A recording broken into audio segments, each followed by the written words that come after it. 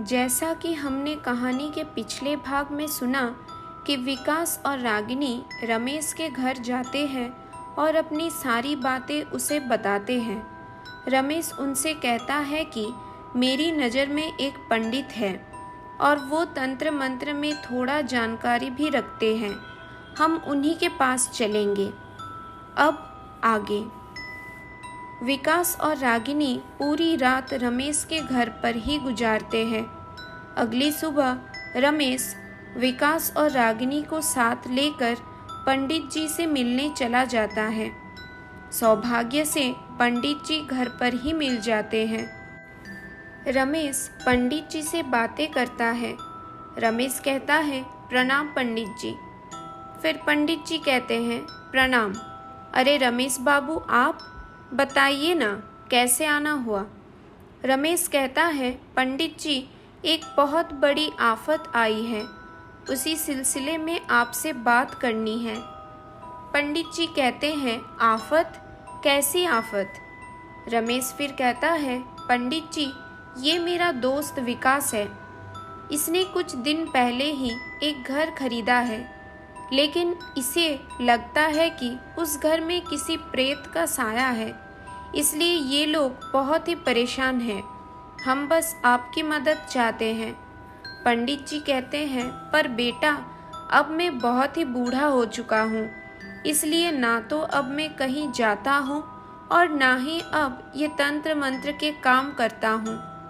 रमेश फिर कहता है, देखिए पंडित जी, प्लीज ना मत कहिए, हमें तो बस आपका ही सहारा है, कुछ भी करके कोई रास्ता निकाले। विकास कहता है, पंडित जी, आप जो कहेंगे मैं वो करूँगा, लेकिन प्लीज हमारी मदद कीजिए। पंडित जी कहते हैं, ठीक है, मैं चलूँगा, लेकिन आप लोगों के पास गाड़ी है तो ना, क्योंकि मुझे पैदल चलने में दिक्कत है। विकास कहता है, हाँ पंडित जी, है ना, आप उसकी चिंता ना करें।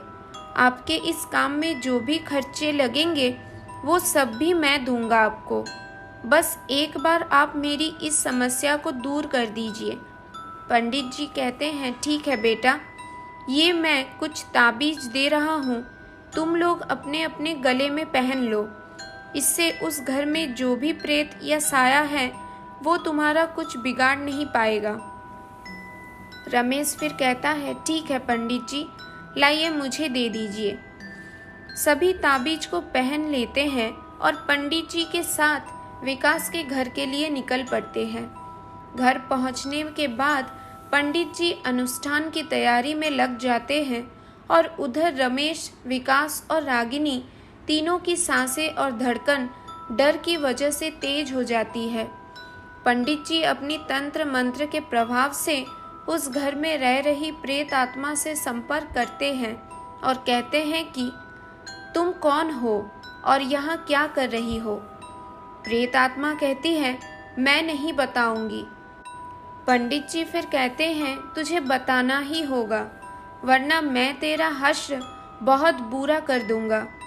प्रेत आत्मा हंसते हुए कहती है, तुम अपनी जान की सलामती चाहते हो तो यहाँ से चले जाओ, वरना तुम्हारा बहुत बुरा हश्र होगा। पंडित जी कहते हैं, अच्छा, तो तू मुझे डरवा रही है।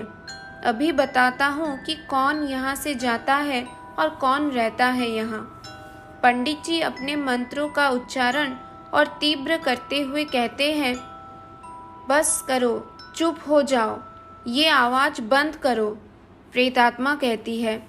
फिर पंडित जी कहते हैं, तू जब तक नहीं बताएगी तू कौन है और यहाँ क्या कर रही है, तब तक ये मंत्रोच्चारण बंद नहीं होगा। प्रेत आत्मा कहती है, देखो, आप जो भी पूछोगे मैं वो सब आपको बताऊंगी, लेकिन पहले इस आवाज़ को बंद करो। पंडित जी मंत्रोच्चारण को थोड़ा धीमा करते हैं और कहते हैं, ठीक है, तो ये बताओ तुम कौन हो? फिर प्रेतात्मा कहती है, मैं निशा हूँ। पंडित जी फिर कहते हैं, तू कहाँ रहती है?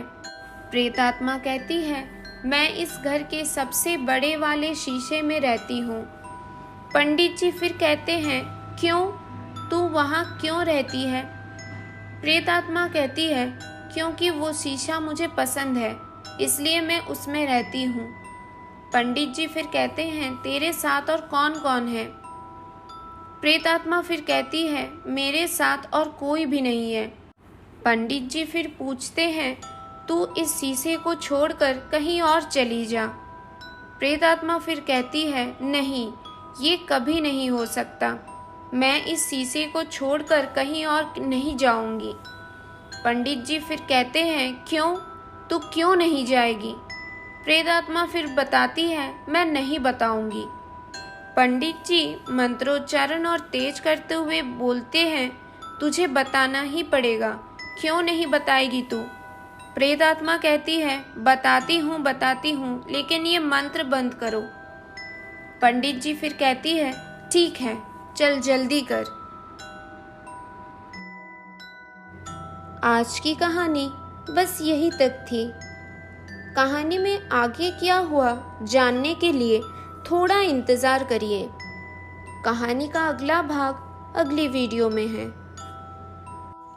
तो दोस्तों, ये थी आज की कहानी। आज की कहानी आपको कैसी लगी कमेंट करके ज़रूर बताना। अगर अच्छी लगी हो तो अपने दोस्तों के साथ शेयर कर देना।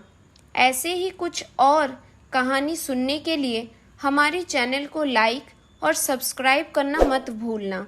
और हाँ, नोटिफिकेशन बेल को ज़रूर दबाना ताकि सारी नई वीडियो की नोटिफिकेशन सबसे पहले आपको मिल सके। तब तक के लिए अलविदा दोस्तों।